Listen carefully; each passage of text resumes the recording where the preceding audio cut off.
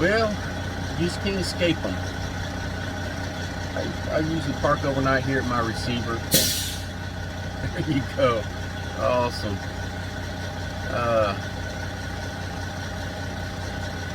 Man, so I park over here overnight here, and I'm usually the only person here ever. Nice and quiet. And then you got this guy. No matter where you go, he's going to follow you. There are 11 doors here. 11 dock doors.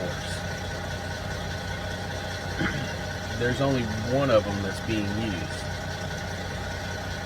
And why does he choose to pull up, right next to me? I don't know. Had my windows open last night. It was a pretty cool night. It was in the 50s. Had my windows open and then just enjoying it. And air compressor guy pulls up. Oh man. You can't get angry. I mean, it'll eat you up, And I don't know, maybe the guy's running his heater all night. I don't know, but I'm not gonna go ask the guy to turn his motor off. He's trying to be comfortable too. So I just rolled up my windows and went back to sleep. But no matter where you go, that guy's gonna find you. Just like parking in the Walmart parking lot. Every time we go to the Walmart, I choose spots that are far away, on the side of Walmart or out in, somewhere out, way far out, and so nobody can hit my car, but inevitably somebody's going to park right beside you.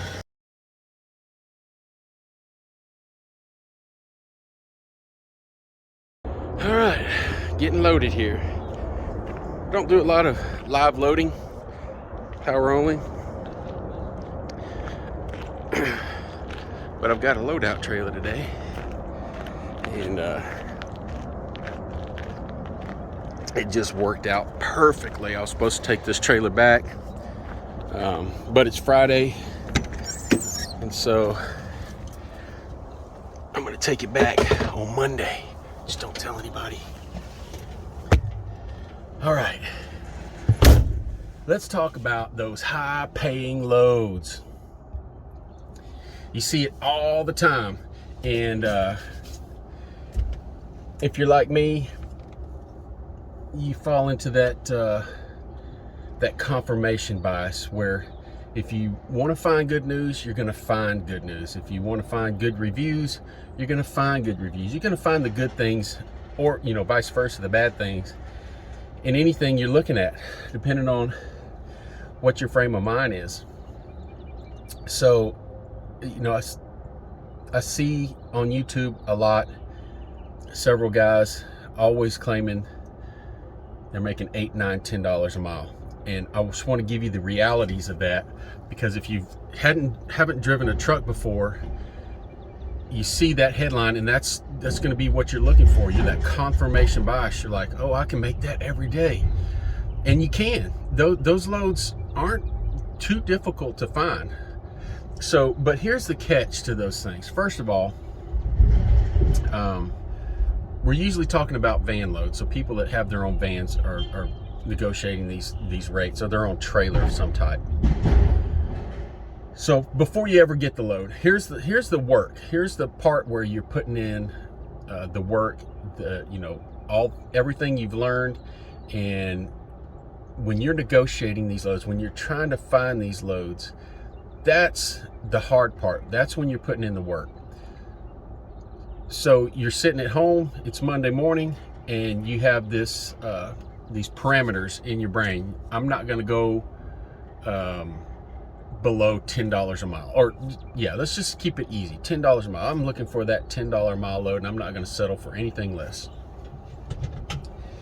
You don't get on the load board and find that right away most of the time. You have to, I don't know, there should be a term for it, but sit there and refresh that load board every few seconds, waiting for that load, waiting for that next load to drop on there. So you get one that drops on there that only pays $5 a mile. You call them up, you negotiate, they won't go $10 a mile, thank them for their time, you hang up. You see another one, you go to their site, you bid on it, then you wait and see if you get the bid. Sometimes it takes 15 minutes, sometimes it takes an hour, sometimes you go back and forth. The point I'm trying to make is that is the work part of getting that load, is negotiating, finding the load, and actually getting that rate kind of nailing it down. You're not sitting at home, visiting with your family. You're not fishing. You're not going out to the movies. You're married to that load board until you find that load. And I've done it myself. I'm at home, but I'm not mentally available because I'm working. I'm trying to get that load.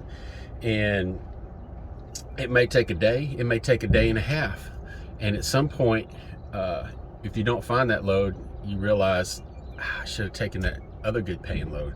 But at any rate, that's the work, that's the time that people don't tell you about. And if you're looking at these videos and you say, oh, he's booking these $10 a mile loads, you're not thinking about that. So keep that in mind, that all that work you're doing at home, you're not really at home, you're at work. So the next thing is, you've got your van, you've called, made all your calls, and you finally get a bid and you get a load that's $10 a mile.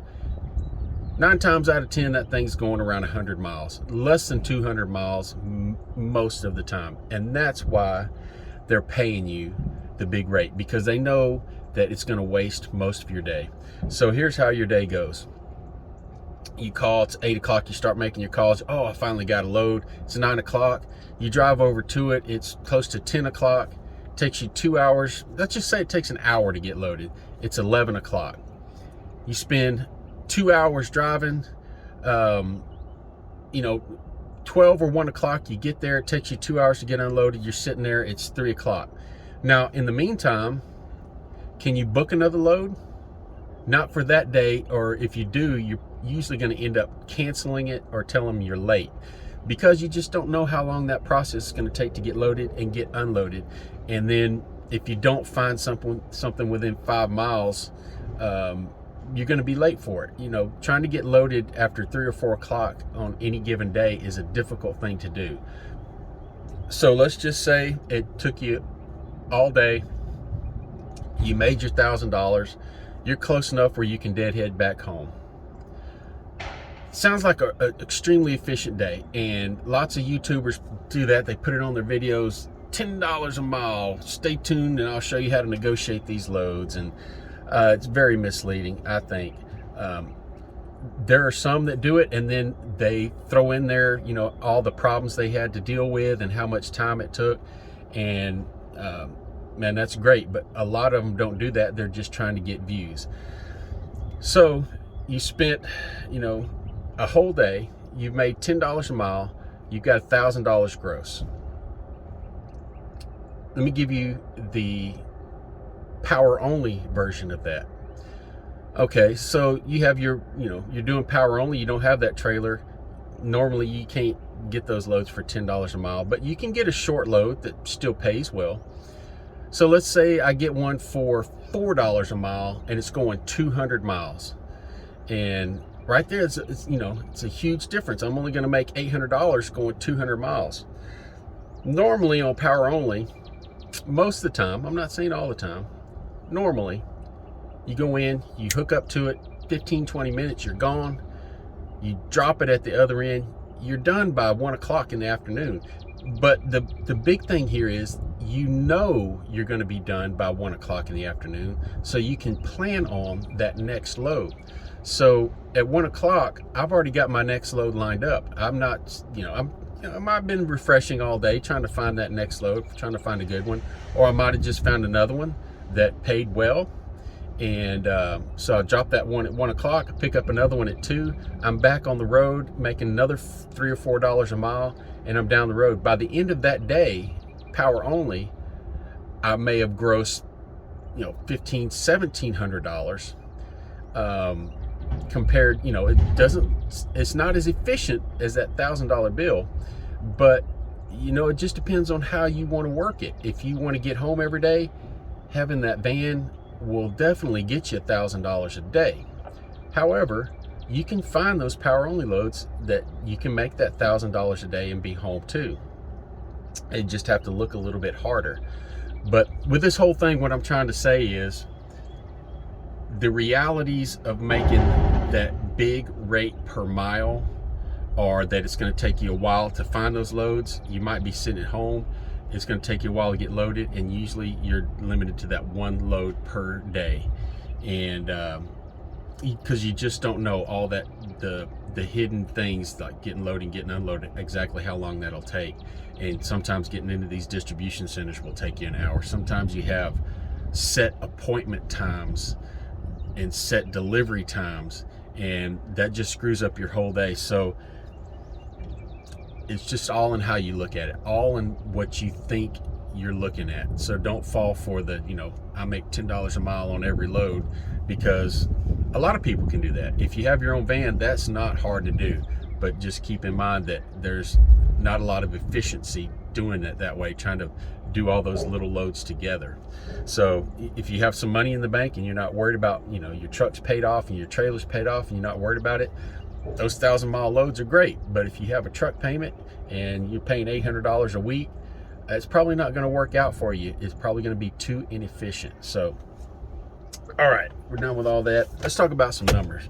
Tried to do this yesterday, and man, air compressor guy just kept turning his truck on and off. And all right, so having said all that, let's talk about efficiency, because last week was not efficient. But I will say it's probably an average week for power only. Most people that I talk to are concerned, comparatively speaking, if they can make the same in power only as they can pulling a van for somebody else. Because people want to get their authority, but they can't afford a trailer. I'm in the same boat. I'm not going to pay $80,000 for a trailer. So they want to know, hey, can I make a good living doing power only? And I'm here to tell you, yeah, you can. I put my numbers out there every week just so people realize, what is possible. Having said that, I don't run very hard. I usually pick 1 week out of every month where I'll do an out and back, say 3,000-mile week. But for most of my weeks, it's usually less than 2,000 miles in a very easy week. Man, there's a lot of homeless people around here. They got up early and they're raising hell this morning. But anyway, okay, so last week, I'm going to say this is totally typical, easy week that anybody can do. 2,400 miles for the entire week. Some weeks I have my little dedicated run, what I call my dedicated run, where I do that all week, and it's usually around 1,300 miles. Bring home a decent paycheck.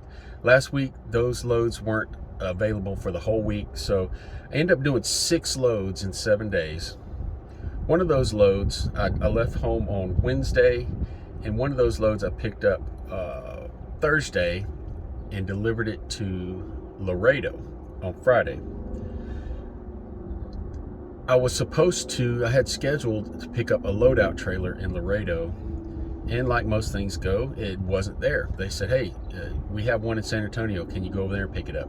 Which worked out very good, because the load that I had scheduled to put on the van, the loadout van, picked up in San Antonio. So worked out good, because I went on the load board real quick, found a power only load going from Laredo to San Antonio, paid me $500 for a couple hours work.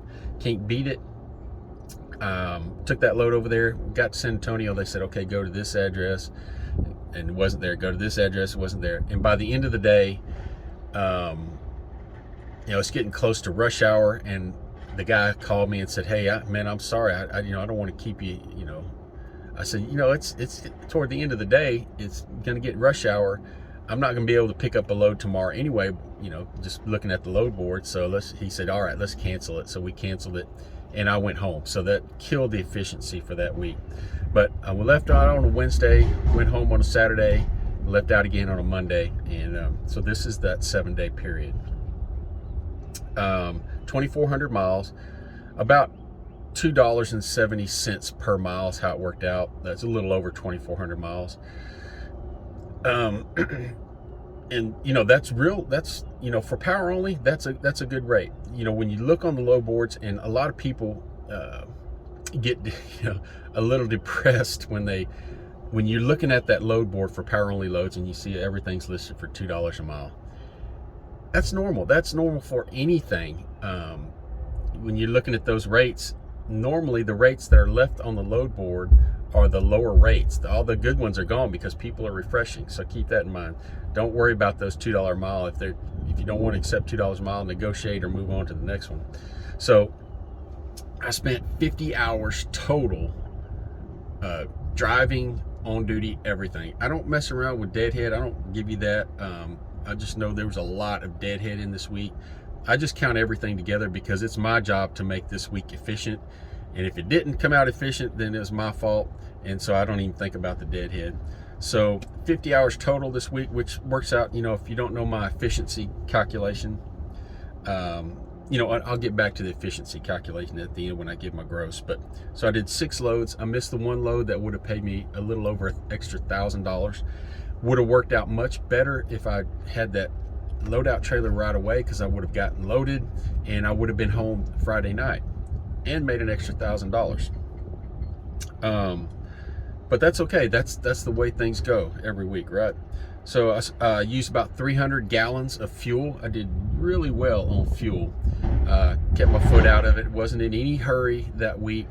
Around 60 miles an hour. That's another big thing on how much money you're going to take home. My truck varies greatly. If I do 65 or over, my efficiency on this thing goes down to about 7 miles per gallon. If I keep it to around 60, 62, I can get up close to 8 miles per gallon loaded every week. So did really well on fuel, got 7.9 I think last week. And I put down that I spent $1,372 on fuel, which is overestimating because I didn't go back and look exactly what my discounts were, but I overestimated it there. So, all right, let's go back to gross and efficiency. So last week, what I call a typical week, what I think anybody can do fairly easy. And remember, I was home for most of the weekend. $6,600 gross, $6,600. And that's stringing together 6 loads in 7 days. So, this number can be much, much higher. Like I said, one missed load. So my efficiency number, the load, I call it the happiness factor efficiency number. I use that $6,600 and I use all the hours I spent waiting to get loaded, driving, all that stuff, which is 50 hours. Do the division. I come up to about $132 per hour for the hours that I work. That's way down from what I'm usually at. I'm usually at $150 to $170 per hour for that efficiency rating. If you're pulling a van, one of you guys out there need to try that one week and see if that comes out, how it comes out for a van. Because I know there's lots of guys out there that are averaging, grossing $10,000 a week pulling a van. But, like I did back when flatbedding, I didn't really count, you get those higher rates, but you don't like to count all the time you spent, like flatbedding, tarping or strapping or waiting in line to get loaded. So if you guys out there with a van, hit me up, let me know what that efficiency number is like that. So yeah, net after all my bills and everything, I brought home about $4,500.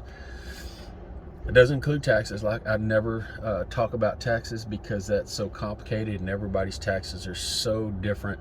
And I don't have a truck payment, I don't have a trailer payment.